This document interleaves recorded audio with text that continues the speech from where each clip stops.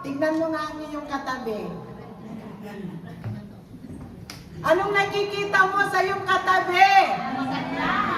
Masaya. Blooming. Amen po. Gusto ko pong makita ang mga kamay na nagsasabi na thank you Lord sapagkat sa huling linggo ng taon ay narito ako upang magpasalamat sa iyo. Yan ang mga kamay. Hallelujah! Praise God! At pangalawa po, ilan ang aamin? Hello? Ilan ang aamin na hindi madali ang taong 2025? Amen. Talagang hindi madali daw. Praise God. At nais ko po na magkaroon po tayo ng participation. Tatawag po ako ng 3 sa mga kapatiran na narito.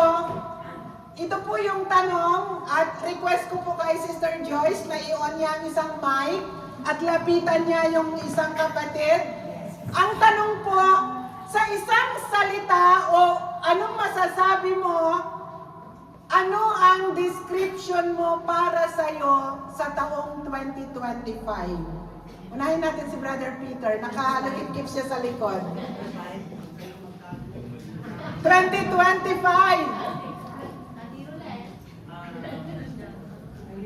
Para po sa akin, kahit po maraming pagsubok na dinaanan, lalo sa aming kalusugan. Pero alam ko na Diyos Lord, hindi niya ako pinabayaan, hindi niya ako iniwan. Amen! Hallelujah! Pangalawa po na ating kapatid na mapapakinggan natin, para sa iyo, sa isang salita, anong masasabi mo, ano ang description mo sa taong 2025? Pakinggan po natin sa unahan sa buhay ni Sister Suzette. Glory to God. For God's glory. Para sa iyo, ano ang description mo sa iyong buhay, ang 2025? Ano ba ang 2025 para sa iyo? Magkakahalo-halo po, mix. Dahil first year po ako, ay first Christmas na hindi ko nakasama ang mami ko, pero andyan si Lord ang laging nagbibigay ng strength at comfort. Hindi niya ako iniwan. At saka sa mga health, tumataas man ang blood pressure, andun lagi si Lord. Lagi siyang nakadamay kung anong dapat gawin, na huwag na kumain ng mga ganito't ganon. Amen. Thank you, Lord. Amen. At pakinggan naman natin papuntang likod sa buhay ni Ate Neng. Ayan, nakalimon siya sa likod. Tingin ako sa likod. Hindi na kailangan. One word description, lupay-pay. Pero God is our strength. By His grace, binigyan tayo ng strength. Amen. Comfort na magpatuloy by His grace and for His glory. Praise God. At panghuli, ang sabi ko kanina 3, panghuli sa Buhay Star Ami. For God's glory. O ano, yung kong 2025 namin, hindi talagang madali. Ang dami tinanas namin, hindi tayo ng aming pamilyas, husband at mga anak. Kundi mula sa magulang ko at sa lahat ng mga kapatid ko, ang dami. Strength from God. Kasi hindi siya kaya ng isang normal na tao. Yung lahat ng trials na yun, hanggang ngayon meron pa rin, may iniintay pa rin, pero yung strength talaga. Pinupuno niya ng pinupuno. Thank you, Lord. Amen! Palakpakan po natin ang Diyos! Hallelujah! Grazie, Sister Joyce! At tawag dito, sabihin mo sa iyong katabi sa kanan at kaliwa, sabihin mo, congratulations! Nakaabot ka ng last Sunday of the year 2025! Hallelujah! kasi po ay, ngayong araw na ito ay, sa lahat po ng inawit natin gaano kabuti ang ating Diyos. Without God, we are nothing. Ano ba ang kaya nating gawin? But with God, nothing is impossible. Because we have a powerful God na kung saan kayang gawin ang mga bagay na imposible. Kaya po, sa araw na ito, nandito po tayong lahat through God's grace, sa grasya po ng Diyos. Sa bawat araw, pagising sa umaga, ikaw at ako, binibigyan tayo ng grasya ng Diyos upang maging mapagtagumpay sa bawat araw. Kasi po ang isang taon ay nakapaloob ang 365 days. Hindi po maikli kung hindi ito ay napakahaba, pero through God's grace, ikaw at ako, narito tayo upang papurihan, dakilain, sambahin, at pasalamatan ang ating Diyos na buhay. Amen po. But bilang human, ikaw at ako, patapos ang taon, pero kung titignan ng Diyos ngayon, ngayong araw na ito, ngayong oras na ito, ano ang laman ng puso mo? Ikaw lang nakakaalam at si Lord. Amen po. Ano ang laman ng puso mo? Ikaw ba ang puso mo ba ay pagod? Amen po. Ang puso mo ba ay may sama ng loob kahit huling linggo na ng taon? Ang puso mo ba ay nagrireklamo na kung ano ang naranasan mo sa loob ng isang taon? Na puro ka, bakit Lord? Bakit ito naranasan? O kung titignan ng Lord ang puso mo ba ay really nagpapasalamat sa Diyos? Amen. Kasi po, bakit ko po ito nasabi? Bakit? Kasi po ang puso ng tao ay mayroon pong involuntary actions. Hindi natin kayang pilitin, utusan ang puso natin na sabihin mo sa puso mo, ikaw puso, magpasalamat ka sa Diyos. Ikaw puso, maging genuine ka sa harap ng ibang tao. Ikaw puso, hindi mo pwedeng utusan ang puso. Sinong agree sa akin? Amen. Even po ang puso kapag nasugatan, ito'y may process of healing. Hindi mo sasabihin ng katabi mo, pag ikaw ay nasaktan, patawarin mo na kasi Christian ka naman. Madaling magsabi. Kasi hindi ikaw ang nakaranas. Pero yung nakaranas na nasaktan at nakaranas ng maraming masalimuot na karanasan, madaling magsabi sa yung hindi nakaranas. Pero yung nakaranas, gaya yan ng sugat, physical, na may process ang healing. Amen po? But, glory to God, anuman po ang situation natin sa ating mga buhay sa oras na ito, pero sa dami po ng blessing, sa dami ng mga naranasan natin, ang patunay na kahit anong kondisyon ng puso natin, isa lang po ang sure na nagagawa natin. Ano po yun? Mapapurihan pa rin ang Diyos. Kahit anong kondisyon ng puso natin. Kasi hindi mo pwedeng sabihin sa puso mo na hindi ka malungkot, hindi ka ilanman hindi ka magmukmuko ano man, mararanasan natin lahat yan. Pero isa lang ang ang nasa puso natin, ano man ang maranasan natin, we trust God na hindi niya tayo iiwan. Hindi niya tayo pababayaan. Yun po yung isang assurance na anumang karanasan ang maranasan natin, ito po ay nandyan si Lord. God is so powerful na kayang gawin ang lahat ng bagay. Kaya po sa araw na ito, ang nais po ng Lord sa ating lahat na narito, ang gustong marinig ng Lord sa atin ay hindi lang thank you Lord. Kasi madaling sabihin ang thank you Lord mula sa labi. Pero ang gusto ng Lord sa araw na ito po yung title natin, you, Lord, wholeheartedly. Buong pusong pasasalamat sa Diyos.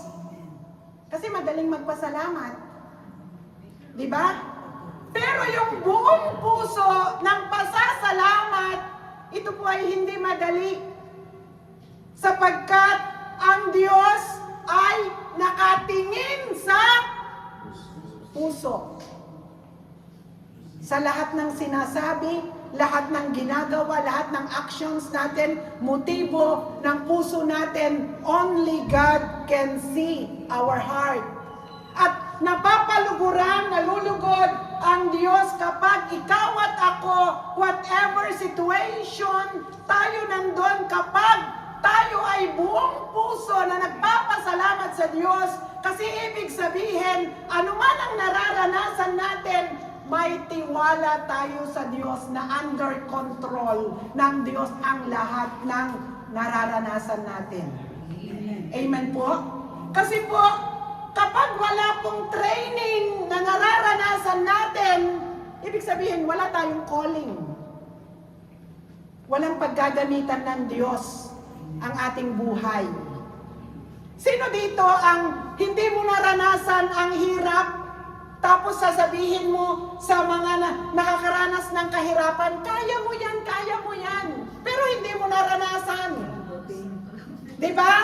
Walang dating yung sinasabi mo, pero kung naranasan mo ang magutom at ang maghirap, anong gagawin mo? Isusubo mo na lang, hahatiin mo yon at ibibigay kasi alam mo ang pakiramdam ng nagugutom at nahihirapan. Kaya maramdaman po natin yung bigat ng bawat ginagawa natin kung kasama ang puso.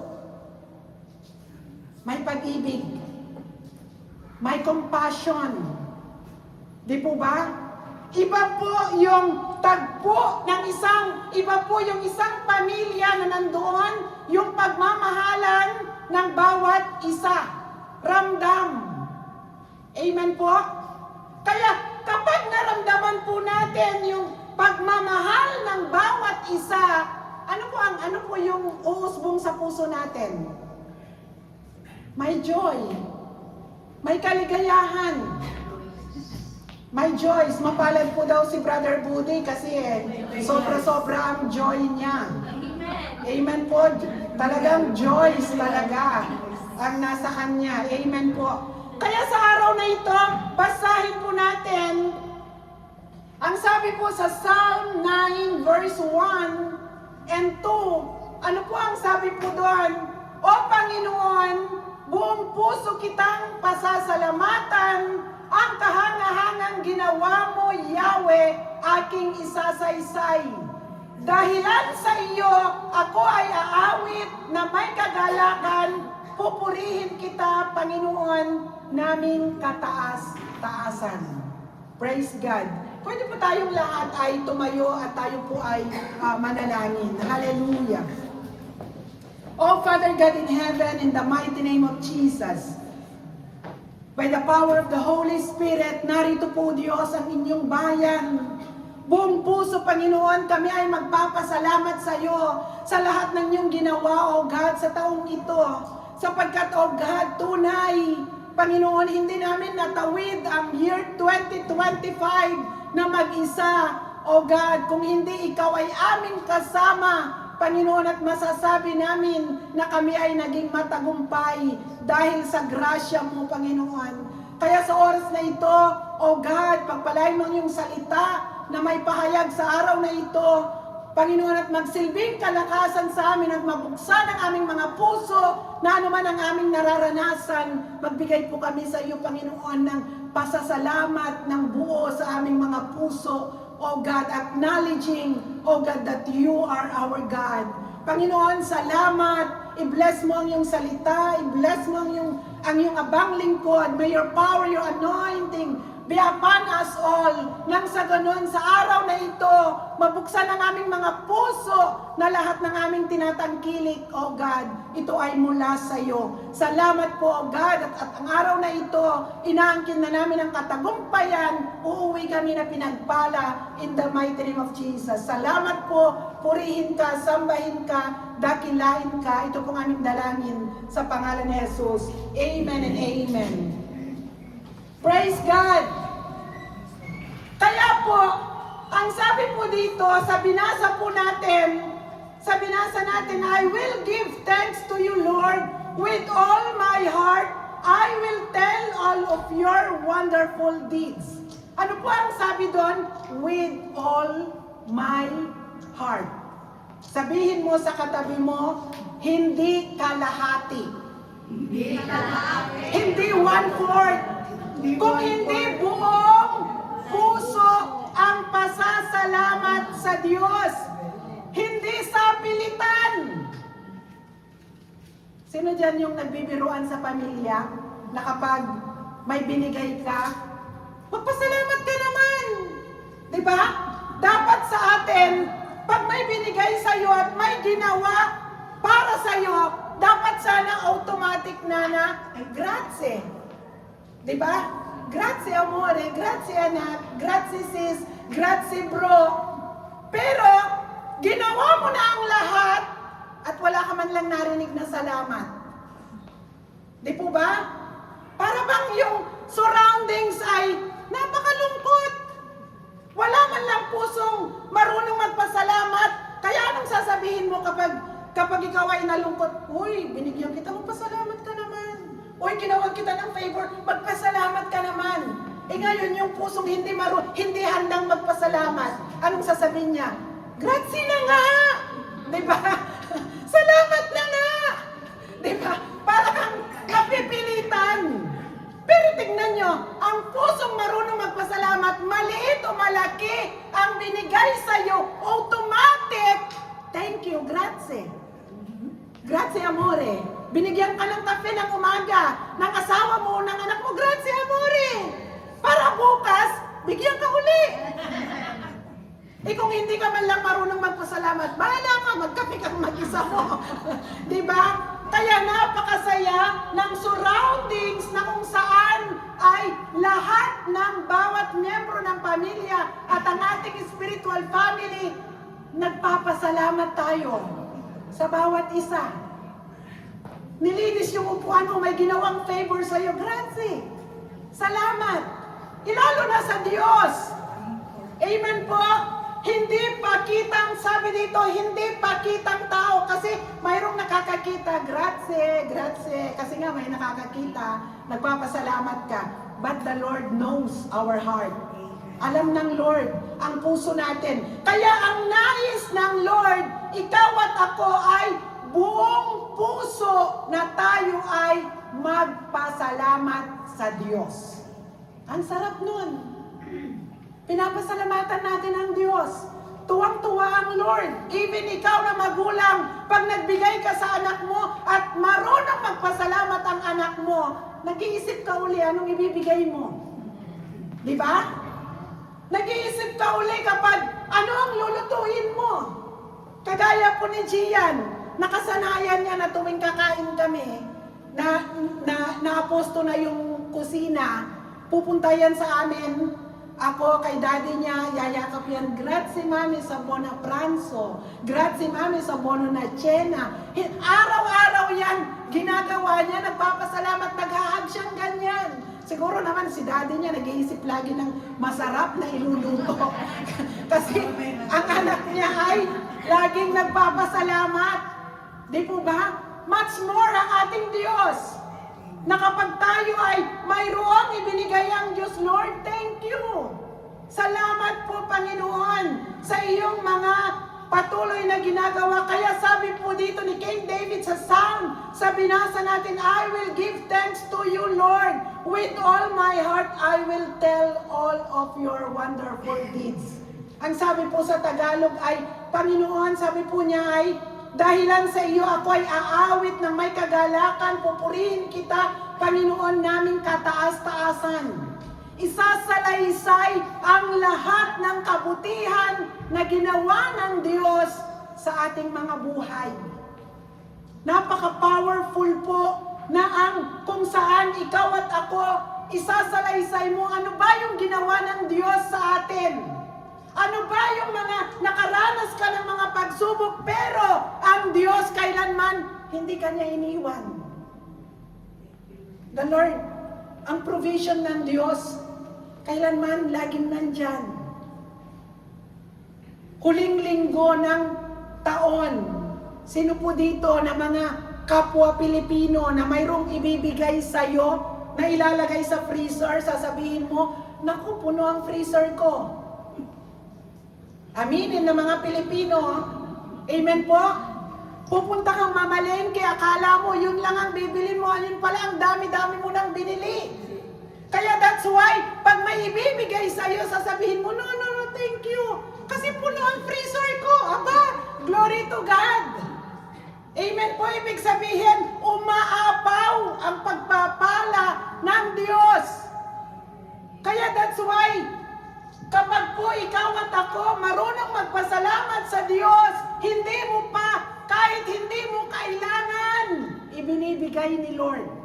Kasi ang nais ng Lord, ikaw ay gamitin niya para sa iba, nang sa ganon, hindi lamang ikaw ang magpasalamat, kung hindi yung mga aabutin mo pa ay magpapasalamat sa Diyos.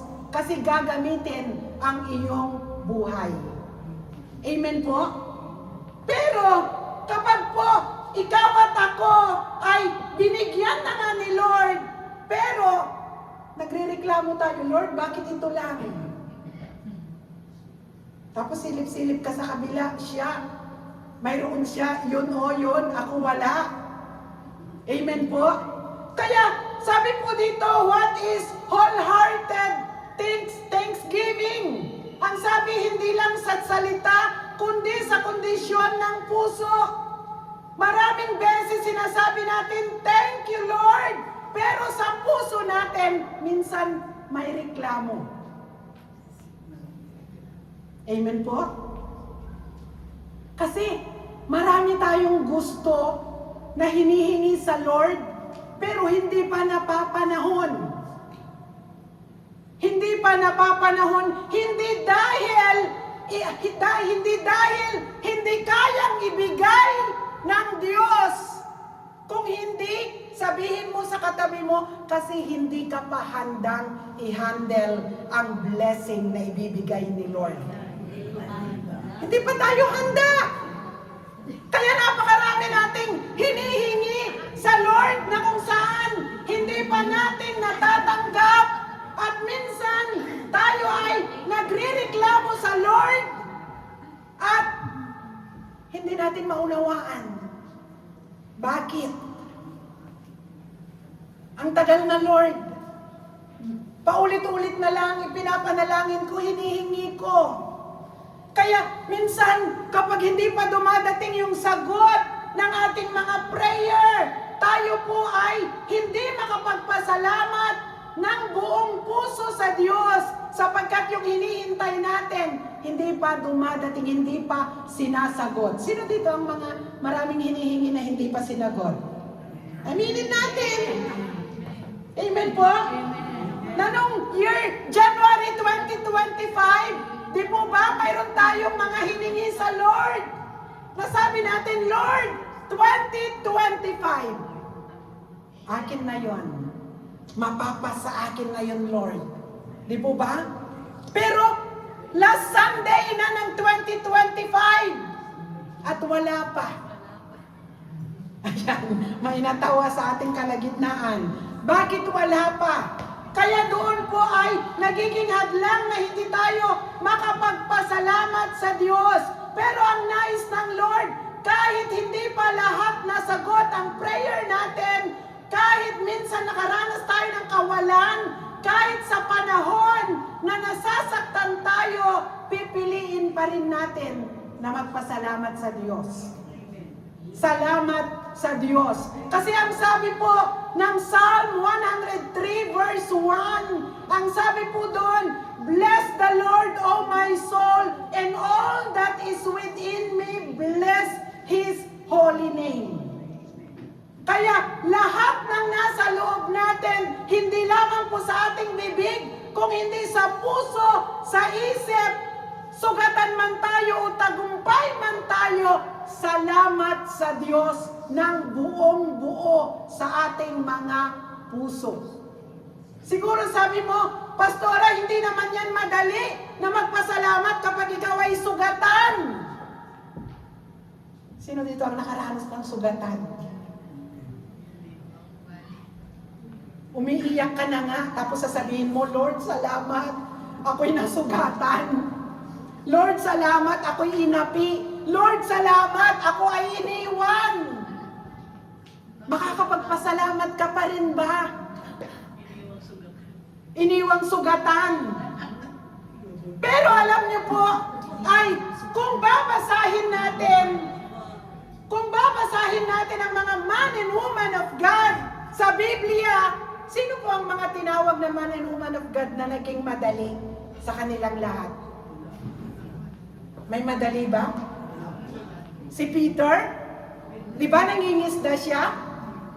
At nung tinawag siya na mamamalakaya, taging mamamalakaya ng tao, ay iniwan niya right away ang kanyang ginagawa.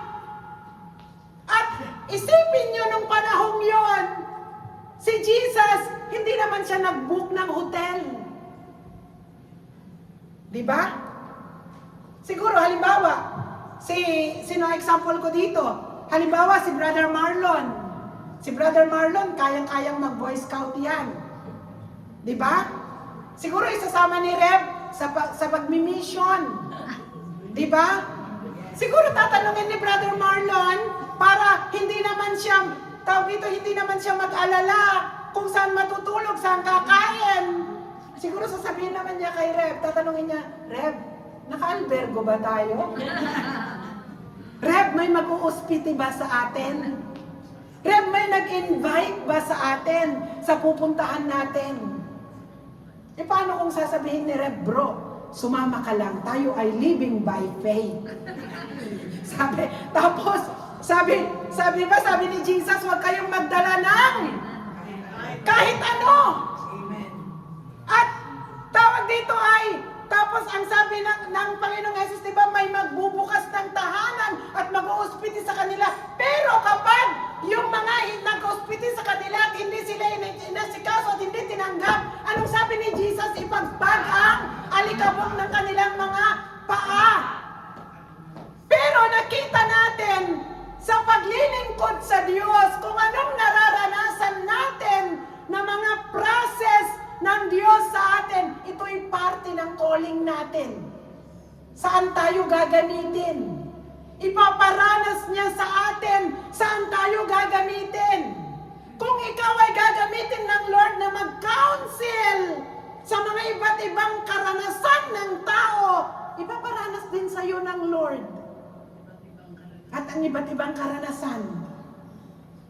At ang ikaw ay, kung ang magpa-counsel sa iyo ay trinidor, ipaparanas din ng Lord sa iyo kung paano ang pakiramdam ng ikaw ay tridor din. Kasi alam mong i-comfort. Diba? Kaya that's why ito, habang pinag-aaralan ko ito, sabi, wholeheartedly, magpasalamat ng buong puso sa Diyos, anuman ang nararanasan natin. Tapikin mo nga ang katabi mo. Magpasalamat anuman ang nararanasan mo.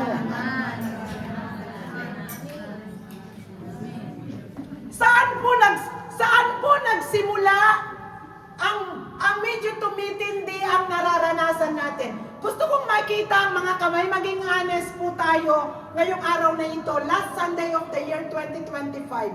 Maging honest po tayo sa tanong ko, sino po dito ang nag-pray sa Lord na, Lord, gusto kong ipagamit ang buhay ko sa iyo?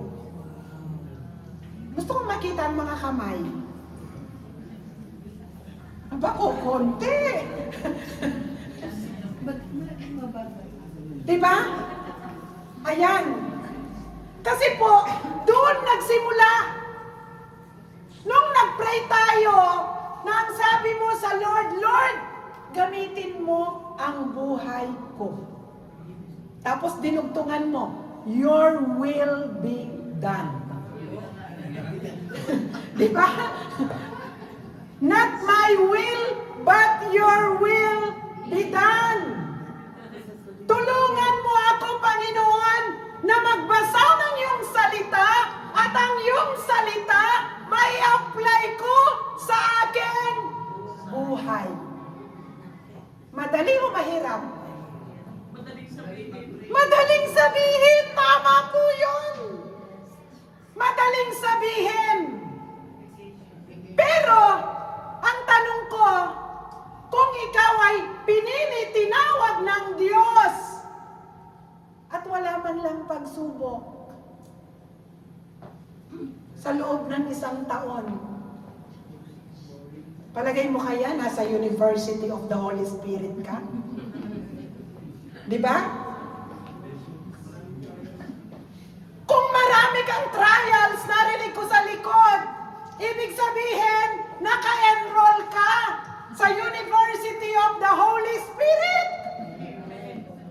Kasi po, kung maraming trials kang nararanasan, ibig sabihin, ang testimony mo ng year 2025 ay powerful sa mga taong makakarinig sapagkat, glory to God, last Sunday of the year, ikaw ay nakaupo sa upuan yan in spite ng marami kang naranasan na mga pagsubok. Praise God! Diba? Kaya that's why, ang mensahe ngayon ay hindi lang pasasalamat ng thank you Lord, basta. Kung hindi, thanksgiving to God wholeheartedly. Pasasalamat sa Diyos ng buong puso. Ano man ang naranasan natin, nauunawaan natin at hindi nauunawaan, isa lang ang alam natin, ang Diyos natin ay makapangyarihan. Under control niya ang lahat ng nararanasan natin. Kaya, para magawa natin ng magpasalamat ng buong puso, magkaroon lang tayo ng acceptance. Na itong hirap na ito na nararanasan ko, Lord, may reason ka. Hindi ko naunawaan ngayon, pero darating ang panahon, maunawaan ko, Lord. Sino dito ang kasama ko? Of course, tayong lahat na pumasok ang 2025, ang 2024, hindi na settle ang mga problemang hinaharap natin. Sino ang kasama ko maraming hinaharap na problema? Di ba? Nagawa mo ang lahat, ginawa mo ang pamamaraan na gusto mo, pero hindi na settle, pumasok ng 2025. Pero, for God's glory, pumasok ang 2025, mga relasyon, unti-unting naayos. Yung dating naputol ang mga communication ng mga pamilya na parang lumayo ang loob, unti-unti lumalapit. Hanggang sa nagkakaroon na ng mga bonding, nagkakaroon na ng fellowship, nagkakaroon na ng connection, nagkakainan na magkasama, masaya nang nagyayakapan, pero wala kang ginawa kung hindi ipinagkatiwala sa Diyos. Hindi mo na mamalayan, unti-unting naayos. Kaya that's why may mga hinaharap tayo sa buhay na hindi mo kayang gamitin ang iyong lakas kung hindi ipagkatiwala sa Diyos ng buong puso na under control niya ang lahat. In His perfect time, maaayos ang lahat. Sabihin mo sa iyong katabi, ganun din ngayong taong 2025. Magsasara ang taon, mayroon pang mga hindi na settle. Huwag kang sabihin mo sa katabi mo, huwag kang mag-alala sapagkat 2026, higher blessing ang gagawin ibibigay ni Lord. Amen po. Kasi nasa process ka. Sabihin mo sa katabi mo, nasa process ka dahil sa iyong calling. Nasa process tayo. Amen po. That's why, kahit pa buong lakas, iyak ka ng iyak, luhod ka sa panalangin, lahat na ginawa mo, lahat ng connections mo, pero walang nangyayari. Kaya that's why, marami tayong ginagawa na hindi naman kailangan. Sabihin mo sa katabi mo, gising. Gawin mo lang kung anong pinagagawa ni Lord. Ayan, walang katabi si Ate Evelyn. Sinabi niya sa sarili niya, gising Evelyn. Glory to God. That's why kapag mag-isa tayo, humarap tayo sa salamin. Tulad ni Ate Evelyn, no? Nakapisa siya, walang katabi, walang taga-Milano. Hindi humarap siya sa salamin. Evelyn, gising. Evelyn, magpakalakas ka. Huwag kang manlupay-pay. Buhay ang iyong Diyos. Kahit nasa bundok ka, nasa bundok si Lord. Kahit nasa kuweba ka, nasa kuweba rin si Lord. Kahit nasaan tayo, kasama natin si Lord. Amen po? Kaya that's why, huwag po natin ubusin ang natitirang lakas para sa mga problema na hinaharap mo, sapagkat kung hindi pa yan napapanahon, hindi yan mangyayari. Kaya ipagkatiwala sa Lord. Kahit pa mayroon kang problema, sabi mo, Lord, gusto ko na talagang masolve ito. Hindi na ako matutulog, Lord. Hindi na rin ako kakain, Lord. Hindi mo na gagawin yung mga ginagawa mong dati. Napabayaan mo na ang iyong sarili. Sabi ng Lord, anak, kahit hindi ka kumain, kahit hindi ka matulog, hindi pa yan panahon. Diba? Kaya that's why, huwag natin ipilit ang mga hindi pa napapanahon. Kaya po, ang sabi po dito, kaya kailangan tayo po ay magpasalamat wholeheartedly, hindi lang sa salita, kundi maging sa buong puso natin, pasalamatan natin ang Diyos. Kaya ang sabi po doon, thanksgiving is a choice, not a feeling. Porket malungkot ka, hindi ka magpasalamat.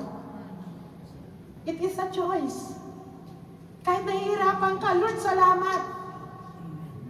Kahit anong kalagayan mo.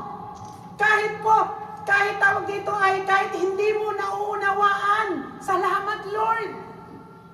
Kasi po ay kahit umiiyak ka, kahit confused ka, kahit hindi mo nauunawaan, salamat, Lord.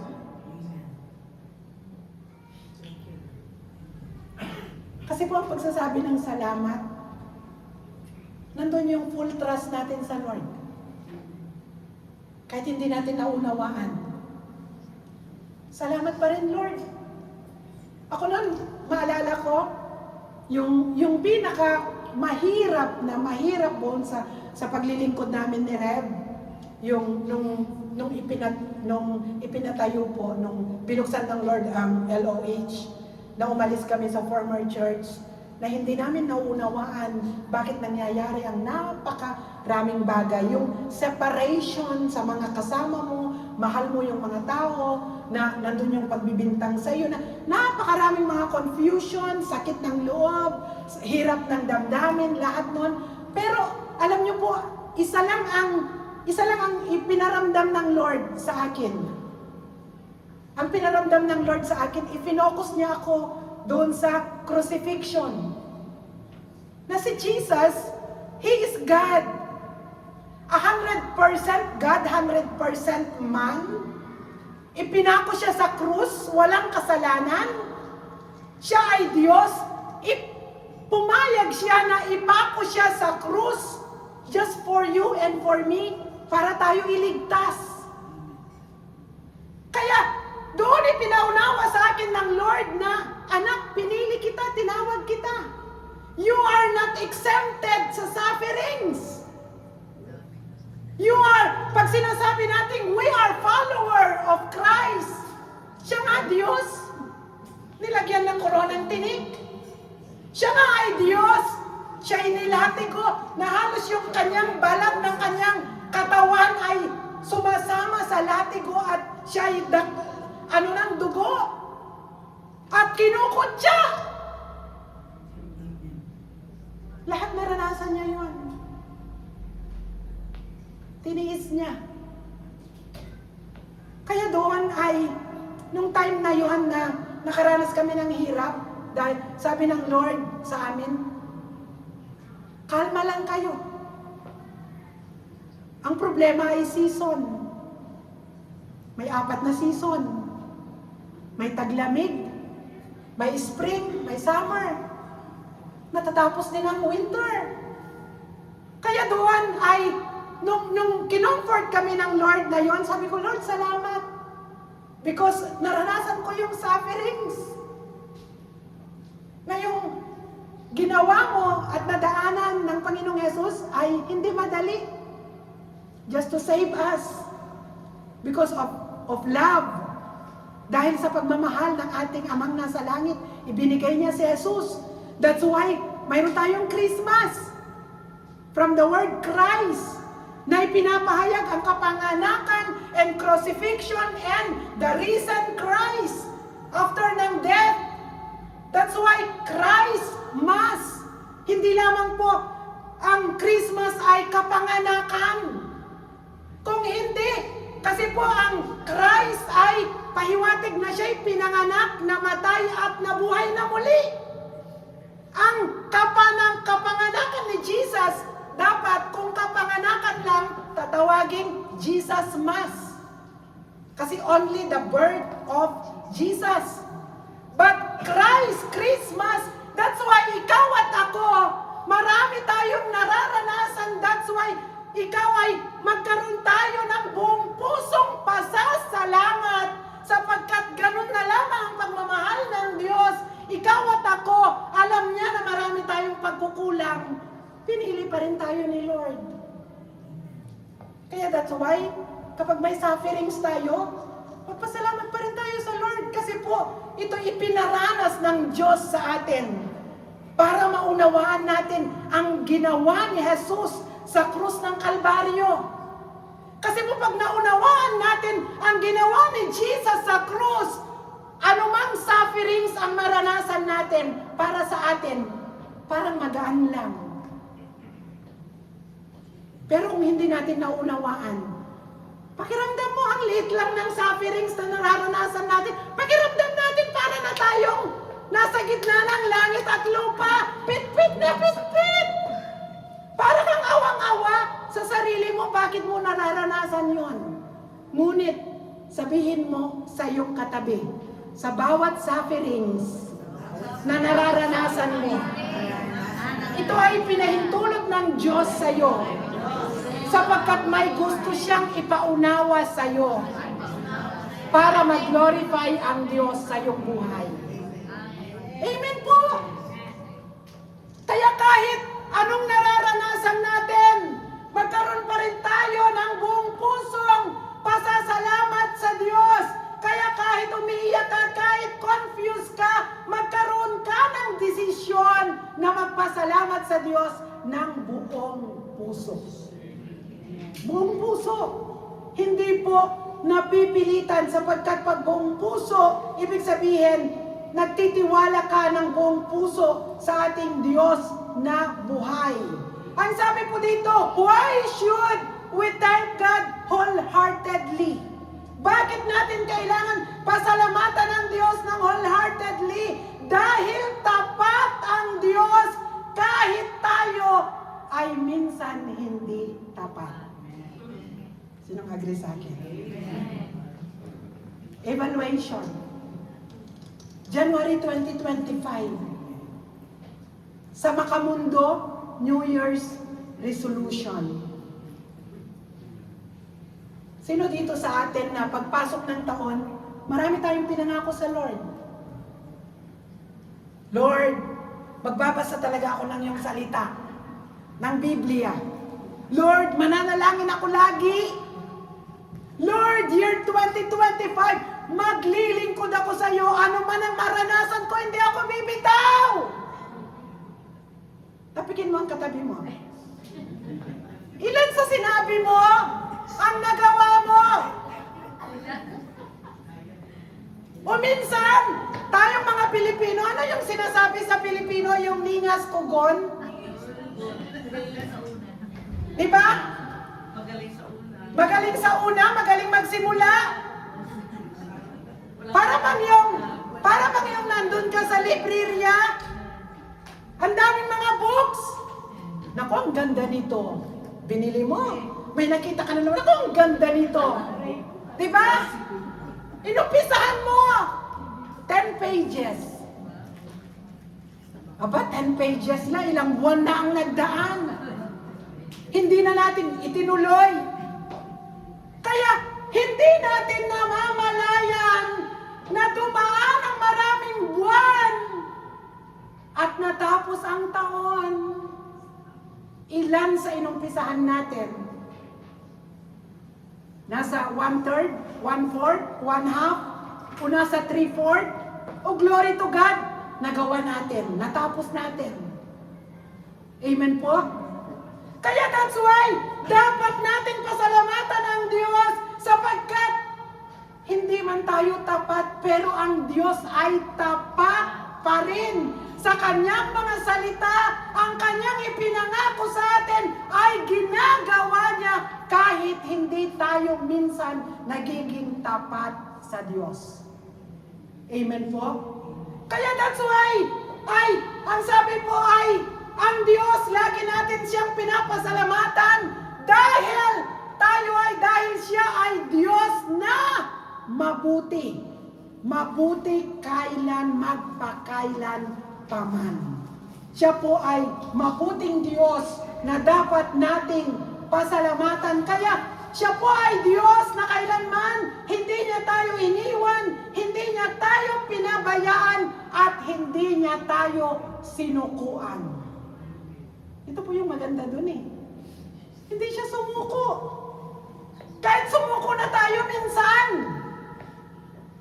May mga mahirap tayong naranasan. Madaling itaas ang kamay. Hindi dahil suko ka sa Lord, kung hindi nagiging minsan suko tayo sa mga problemang nararanasan natin. Kasi hirap na. Nahihirapan na tayo. Akala natin wala ng mga solusyon dahil hirap na tayo. Pero ang sabi po sa Lamentation, chapter 3, 22-23, because of the Lord's great love, we are not consumed, for His compassions never fail. They are new every morning. Great is your faithfulness. Sa Tagalog, pag-ibig mo, Yahweh, ay hindi nagmamaliw. Kahabagan mo'y walang kapantay. Ito ay laging sariwa. Bawat umaga, katapatan mo'y napakadakila. Ito po yung miracle doon. Pagtulog mo sa gabi, pagod na pagod ka. Glory to God kung ang pagod mo ay katawan lang. Paano kung ang pagod ay isip? Pag ang pagod ay katawan, magluto ka lang ng masarap na pagkain. Magpisteka ka lang, mainit na kanin. Diba? Mayroon kang insalata, mayroon kang prutas, at uinom ka ng te, verde o kamomila sa gabi. At doon ay itataas mo na yung piyumuni mo at ikaw ay magkukumot na, salamat Lord! Sa maghapon.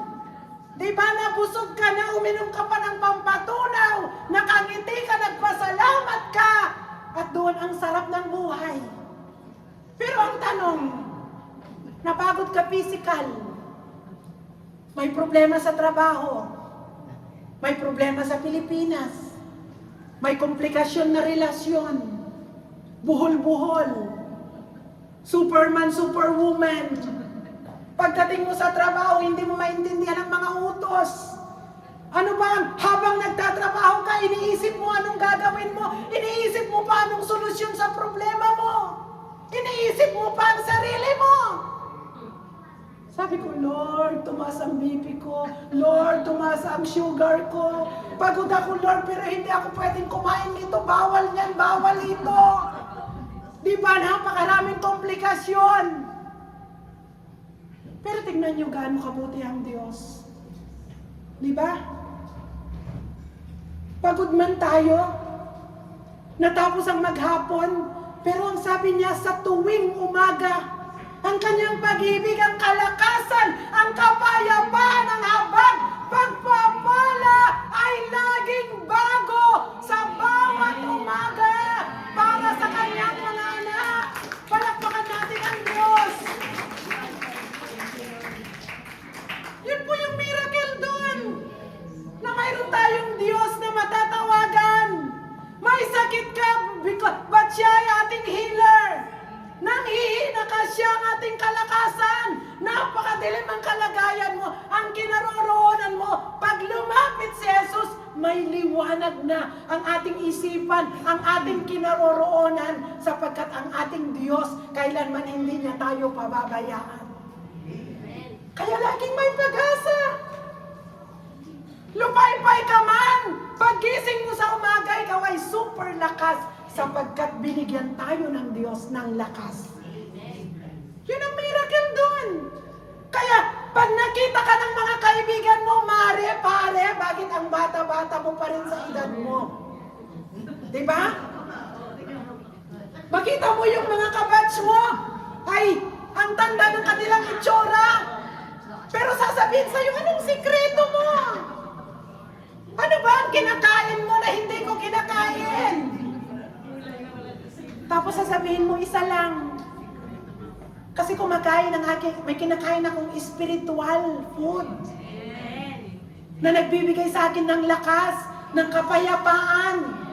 Nagbibigay sa akin ng kapanatagan. Na ano man ang aking nararanasan, nakangiti pa rin ako. Sapagkat may Diyos akong kasama sa bawat araw, sa bawat taon. Habang ako'y nabubuhay, may Diyos akong matatawagan. Yan po yung sikreto doon. Kaya tignan mo ang katabi mo, may dalang problema yan pero nakangiti. Kasi may Diyos na kasama natin sa bawat araw. Maalala ko po, ito po ay testimony natutuwa ako kay Gian Una Volta. Mayroon po siyang, may verifika siya na mahirap para sa kanya. Alam niyo anong ginawa niya daw? Pumikit siya. Nag-pray daw siya. Natulungan siya ni Lord. Diba?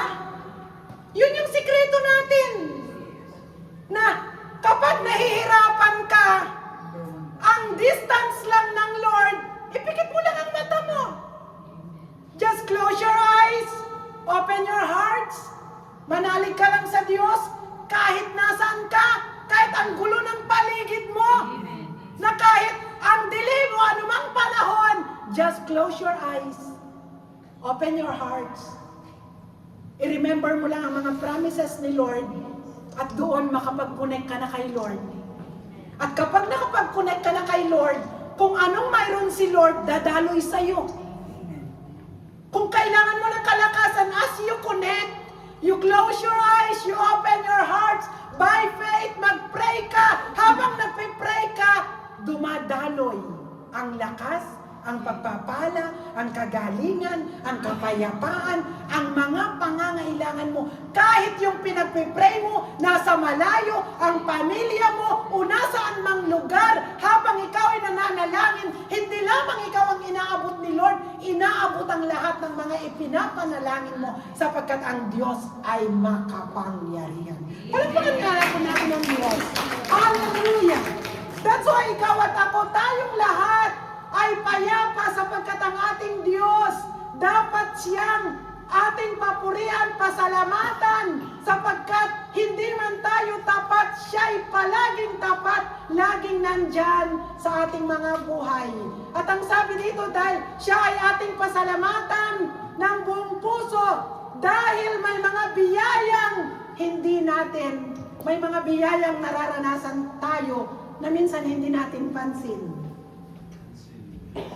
Kagaya ng sinabi ni Reb kahapon, na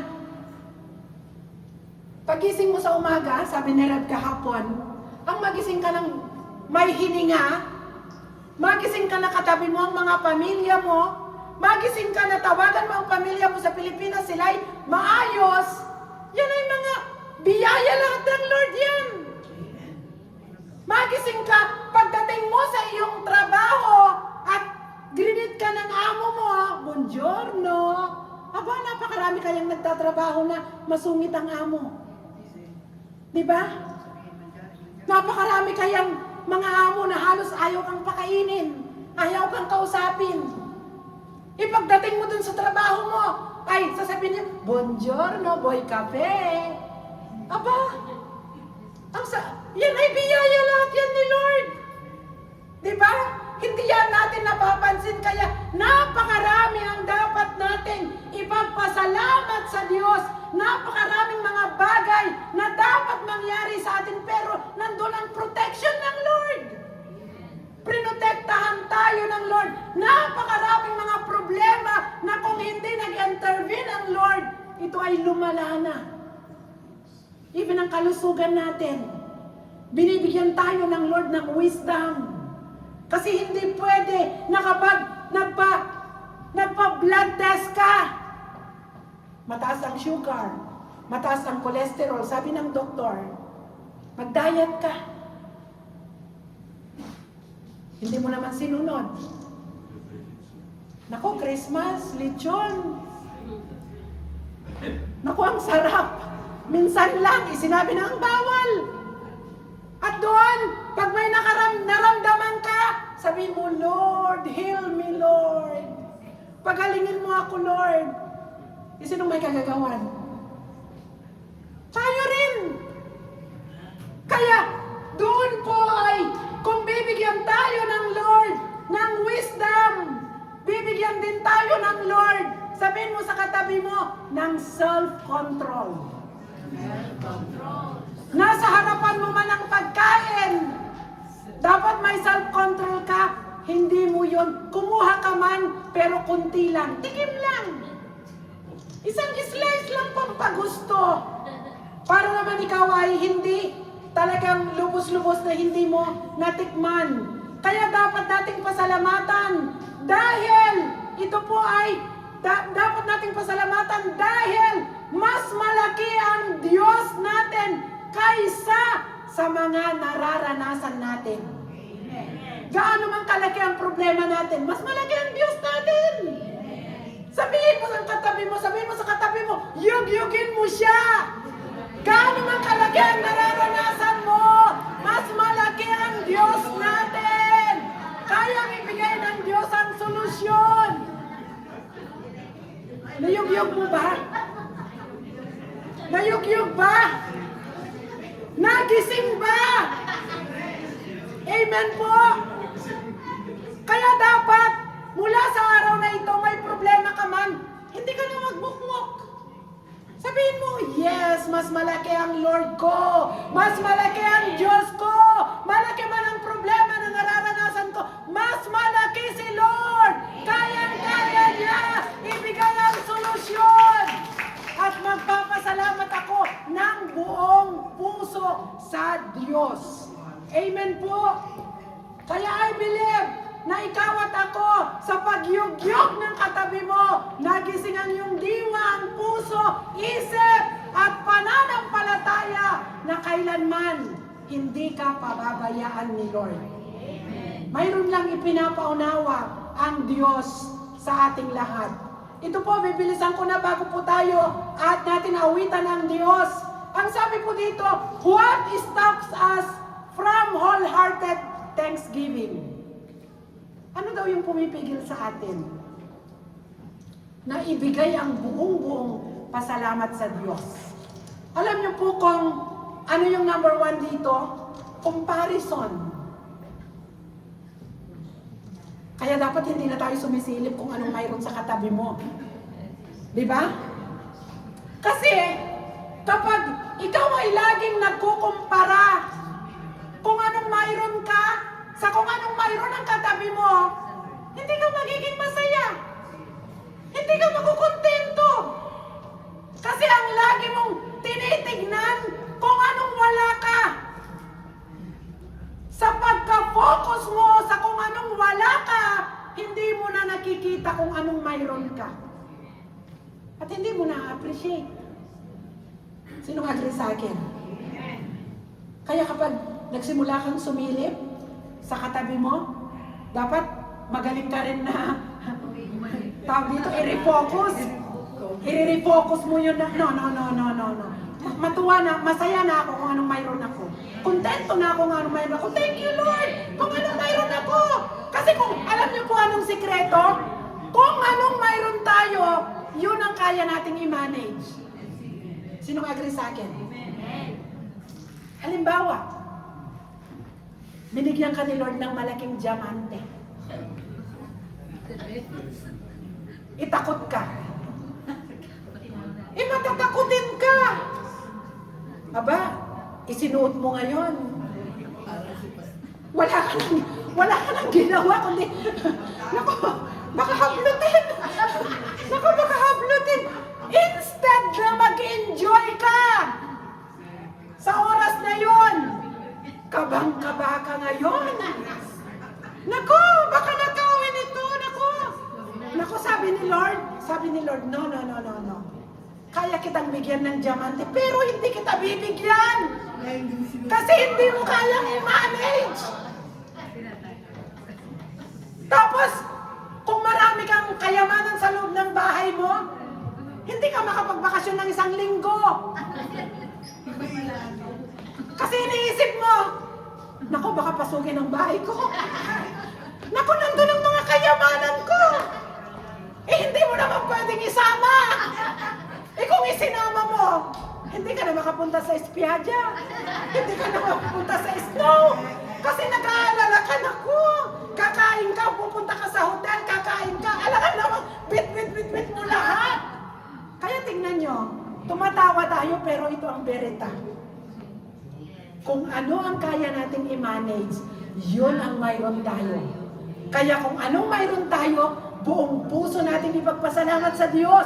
Kasi doon tayo magiging masaya kung anong mayroon tayo. Kasi yun ang kaya nating i-manage. Kaya sabihin mo sa katabi mo, kung anong mayroon ka, buong puso kang magpasalamat sa Diyos. Palakpakan natin ang Diyos. Kaya po, huwag na natin i-compare. Kung anong mayroon siya. Bakit siya may 10 hektarya ako, 1 hektarya lang? Basta. Bakit siya ako ganyan? Sabihin mo sa katabi mo, basta. Basta ang comparison. Lord, salamat kung anong mayroon ako. Pati ang asawa! Huwag mo i-compare! Sasabihin mo, Lord, bakit ang asawa niya? Ang asawa ko. Basta. Ibinigay ng Lord yan sa'yo. Sabihin mo sa katabi mo, tanggapin mo. Nang buong puso. Magpasalamat ka sa Diyos. Nang buong puso. Amen po? Para po, ma-enjoy natin ang buhay na kaloob ng Diyos. Ito po yung nais ko pa pong bigyan. Ito, importante po ito. Bakit daw po tayo hindi marunong din na-stop yung ating Thanksgiving sa Lord? Dahil nakafocus tayo sa past, sa nakaraan, takot tayo sa future. Totoo o hindi? Totoo. Kasi yung lahat ng pain sa nakaraan, natatakot ka ngayon sa future. Kaya, makinig tayo ha? Pag nakafocus ka sa past at takot ka sa future, wala kang buhay sa present. Hindi ka makangiti. Hindi mo nakikita yung nangyayari ngayon. Halimbawa, nakaupo ka dyan. Iniisip mo yung nakaraan. Buti sana kung maganda. Bakit ba naman tayo inaalala natin pangit? Sana kung maganda ang naalala natin, di ba nakangiti tayo? Di ba nakangiti sana tayo eh? Kasi ang ganda nung inaalala natin. Pero ang nagmamarka sa puso't isip ng tao, experience kaysa yung mga joyous na experience. Kaya kapag ang tao nakafocus sa past at takot sa hinaharap, hindi natin nai-enjoy ang present life. Ano yung bakit tayo nagpapasalamat sa Diyos? Dahil sa present. Di ba? Dahil kung anong mayroon tayo ngayon, yun ang pinagpapasalamat natin. Hindi yung nagbago na nga ang asawa mo, may nirigalo sa iyo ngayong araw na ito, instead na magpasalamat ka, magrereklamo ka. Sasabihin mo, nako, ito ang nirigalo mo sa akin ngayon, noon. Aba, comparison. Noon, mas maganda. Baka sa susunod, wala na. Nasaan ang joy ngayon? Halimbawa, nanay ka. May ginawa ang anak mo sa'yo. Dahil walang ginagawa sila nung nakaraan, nag-focus ka sa nakaraan, instead na matuwa ka ngayon. Kasi nga may ginawa.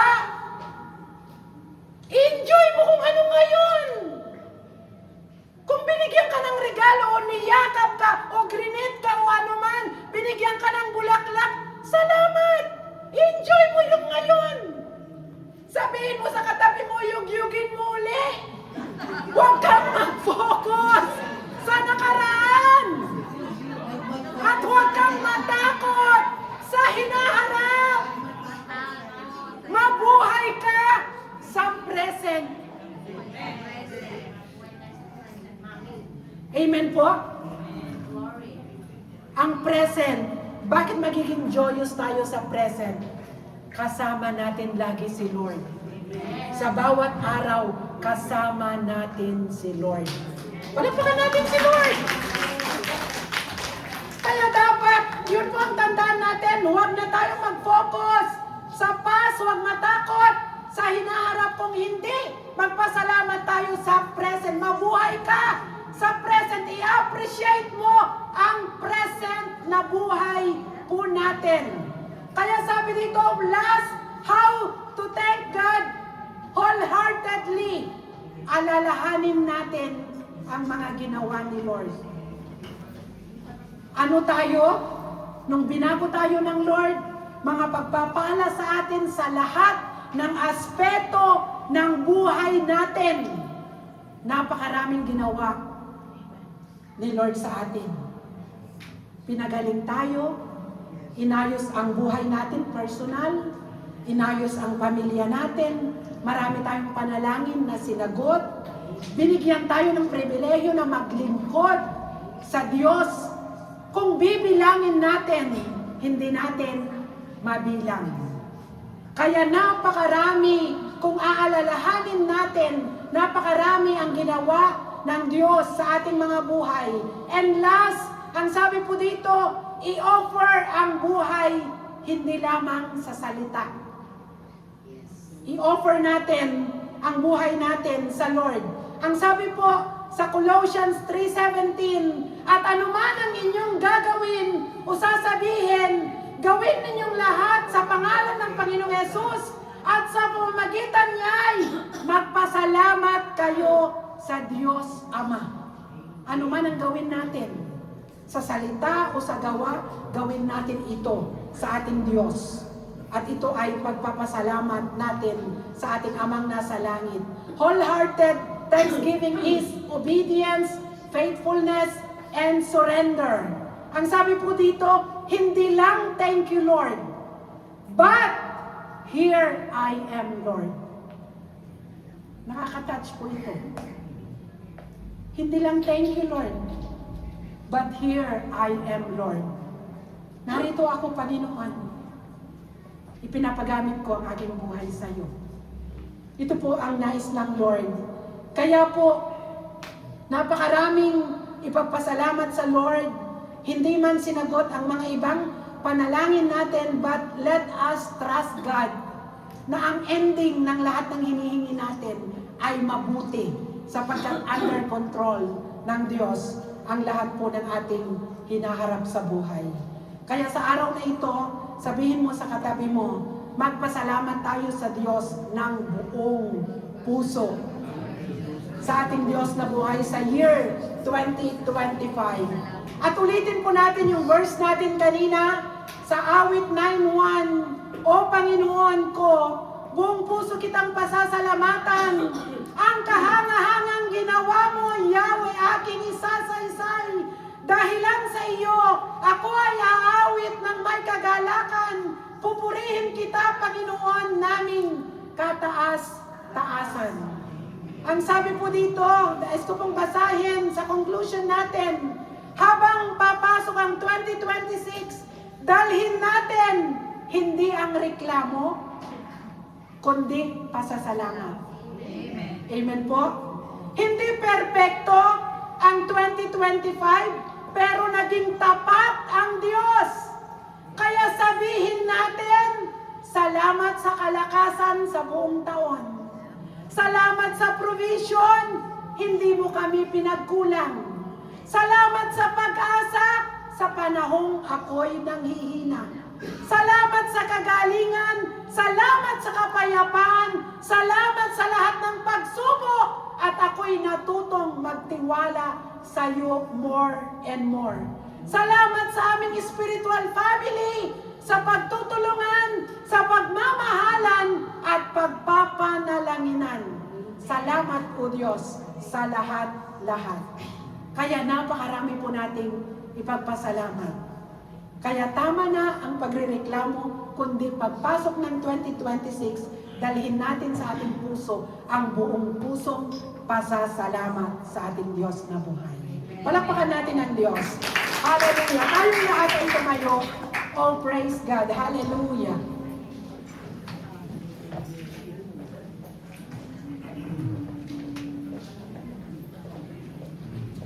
Thank you, Lord. Tinatawagan ko po ang music team. Hallelujah.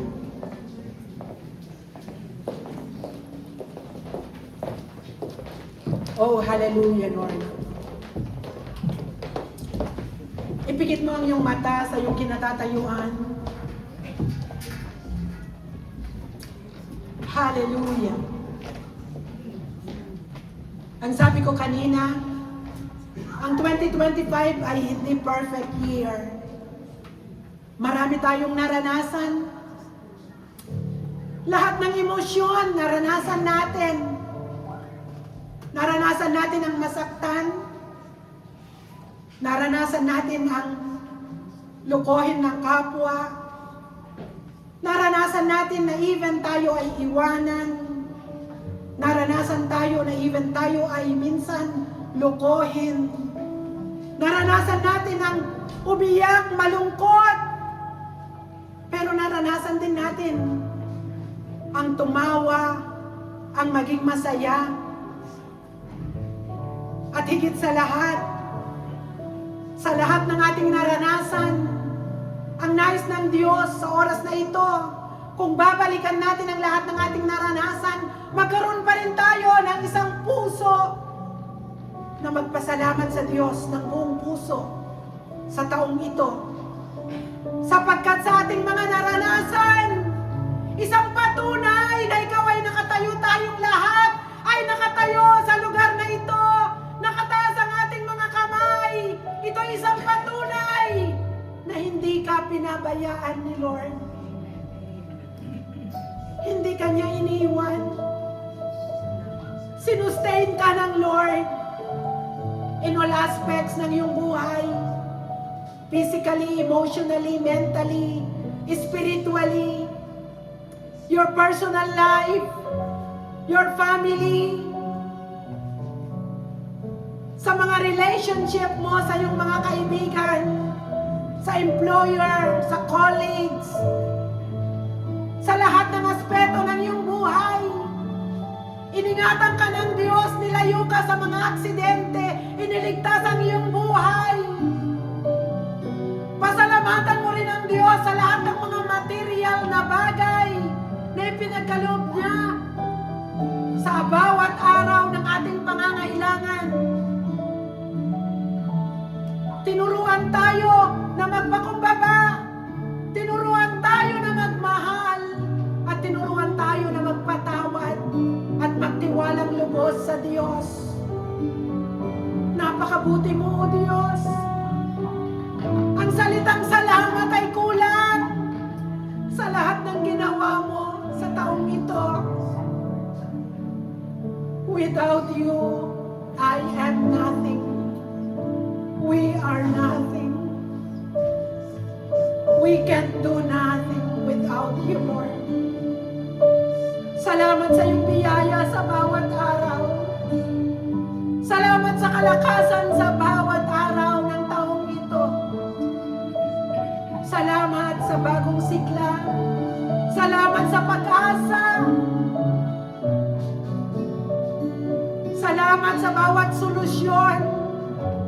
At salamat sa lahat ng mga tao na hinipo mo at ginamit mo, Panginoon, sa buong taon. Come on, church, sa iyong kinatatayuan, pasalamatan mo ang mga tao na ginamit ng Diyos sa iyong buhay.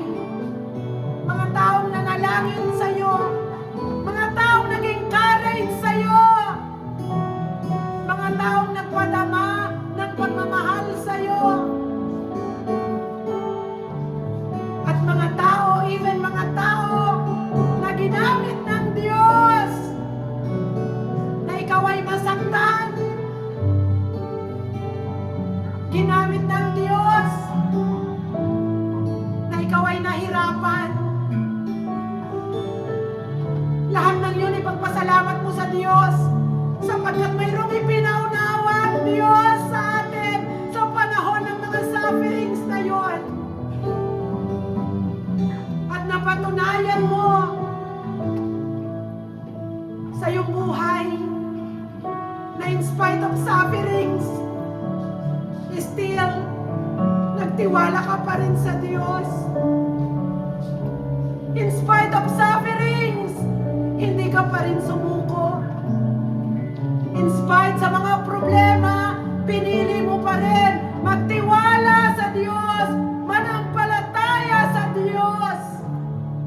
That's why narito ka ngayon upang ang Diyos ay buong puso mo siyang pasalamatan.